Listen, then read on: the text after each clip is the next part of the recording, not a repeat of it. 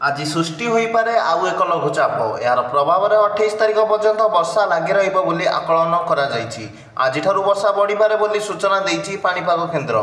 मयूरभंज केन्दुझर सुंदरगढ़ और झारसुगुड़ा प्रबल वर्षा आशंका रही। वर्षा सह घंटाप्रति 30 ରୁ 40 किलोमीटर बेगर पवन बोइब। पवन बेग अधिका रोकु समुद्र अशांत रोग मत्स्यजीवी मानक समुद्र भितर को नजा बारण करिछि पाणीपाग विभाग। लघुचाप क्षेत्र सृष्टि हो राज्य में प्रबल वर्षा कराइब। आगामी 3 दिन राज्य में प्रबल वर्षा हो जहाद्वारा राज्य में बन्या स्थिति उपजी जहाँ आगे बढ़ कारण प्रबल वर्षा नहीं कि पाणीपाग विभाग आकलन करिछि एवं पवन बेग 30 ରୁ 40 किलोमीटर बेग रही किसी जगह घड़घड़ी सह वज्रपात होगा नहीं पाणीपाग विभाग आकलन करिछि। मंगलवार पर कंधमाल और गजपति में प्रबल और अति प्रबल वर्षा आशंका थिबारु ऑरेंज वार्निंग जारी होइछि। गंजाम रायगड़ा नवरंगपुर कलाहांडी मयूरभंज केन्दुझर में भारी वर्षार आशंका रही। तेज राज्य आगक 3 दिन प्रबल वर्षा हो।